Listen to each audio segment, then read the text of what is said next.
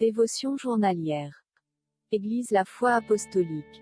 Lecture biblique, Josué chapitre 23 versets 1 à 16. Mais attachez-vous à l'Éternel, votre Dieu, comme vous l'avez fait jusqu'à ce jour. Josué chapitre 23 verset 8.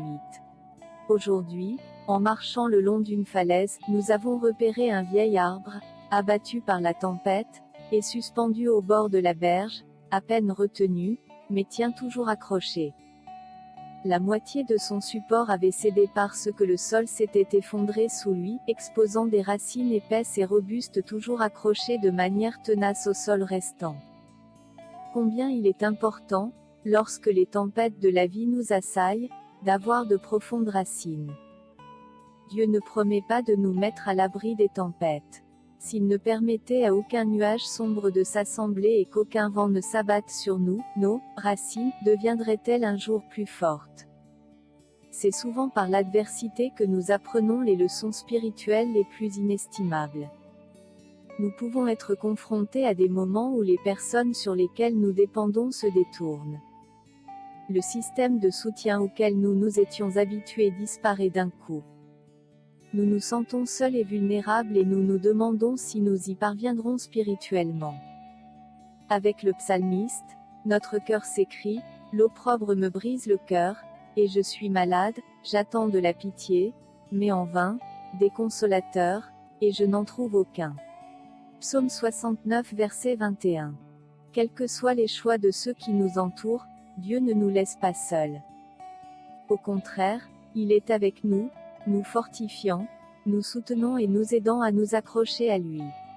Sa promesse est, « Je ne te délaisserai point, et je ne t'abandonnerai point. » Hébreux chapitre 13 verset 5. L'adversité à laquelle nous sommes confrontés aujourd'hui nous entraîne à être forts en Christ. Rendons grâce à Dieu qu'il est avec nous, et tenons bon. Contexte. Le discours d'adieu de Josué aux enfants d'Israël ressemblait beaucoup à celui de Moïse quand était près de la fin de sa vie, Deutéronome chapitre 31 versets 1 à 21. Josué était vieux et savait que l'heure de sa mort était proche. Il a réuni les enfants d'Israël pour leur livrer un dernier message dans l'espoir qu'ils vivraient conformément aux lois de Dieu.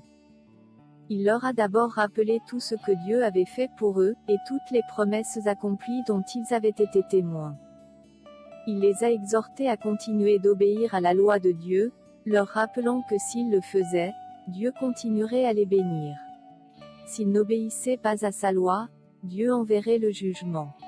Les Israélites s'étaient éloignés de Dieu et de sa loi auparavant, et avaient adoré des idoles, Exode chapitre 32, Josué voulait empêcher que cela ne se reproduise. Il a averti les anciens d'Israël de rester séparés des nations païennes qui les entourent. Josué savait que si les enfants d'Israël choisissaient de se lier d'amitié avec le peuple cananéen, ils seraient tentés d'adorer les dieux de Canaan. Il leur a dit, « Attachez-vous à l'Éternel, votre Dieu, sachant que seul Dieu avait le pouvoir de les garder. » Le verbe hébreu dabak, qui signifie « cliver » ou « s'accrocher », est utilisé pour désigner une proximité physique très étroite entre deux personnes. Cela indique également l'affection et la loyauté qui résultent de ce type de relation étroite. Josué a souhaité que les enfants d'Israël aient cette relation étroite avec Dieu. Regardez de plus près. Josué a estimé qu'il était important de rappeler aux Israélites les promesses dont ils avaient été témoins des accomplissements par Dieu dans leur vie. Quelles étaient ces promesses? Qu'est-ce que les enfants d'Israël ont reçu l'ordre de faire et de ne pas faire en réponse des promesses accomplies? Pourquoi pensez-vous que Josué a estimé qu'il était nécessaire de donner à Israël un avertissement aussi sévère? Josué a donné aux enfants d'Israël des raisons d'aimer Dieu. Pourquoi devriez-vous aimer Dieu? Que pouvez-vous faire pour montrer cet amour? Conclusion. Lorsque nous nous attachons au Seigneur pendant les bons et les mauvais moments, il fera plonger nos racines plus profondément dans sa parole. Nous ne sommes pas facilement ébranlés lorsque nos racines sont fermement ancrées dans l'Évangile. Bonne journée à vous. Josué, chapitre 23. Depuis longtemps, l'Éternel avait donné du repos à Israël en le délivrant de tous les ennemis qui l'entouraient. Josué était vieux, avancé en âge. Alors Josué convoqua tout Israël, ses anciens, ses chefs, ses juges et ses officiers. Il leur dit : « Je suis vieux, je suis avancé en âge. Vous avez vu tout ce que l'Éternel, votre Dieu, a fait à toutes ces nations devant vous, car c'est l'Éternel, votre Dieu, qui a combattu pour vous. Voyez, je vous ai donné en héritage par le sort, selon vos tribus, ces nations qui sont restées à partir du Jourdain, et toutes les nations que j'ai exterminées jusqu'à la grande mer vers le soleil couchant. L'Éternel, votre Dieu, les repoussera devant vous et les chassera devant vous, et vous posséderez leur pays, comme l'Éternel, votre Dieu, vous l'a dit. Appliquez-vous avec force à observer et à mettre en pratique tout ce qui est écrit dans le livre de la loi de Moïse, sans vous en détourner ni à droite ni à gauche. Ne vous mêlez point avec ces nations qui sont restées parmi vous. Ne prononcez point le nom de leur Dieu et ne l'employez point en jurant. Ne les servez point et ne vous prosternez point devant eux.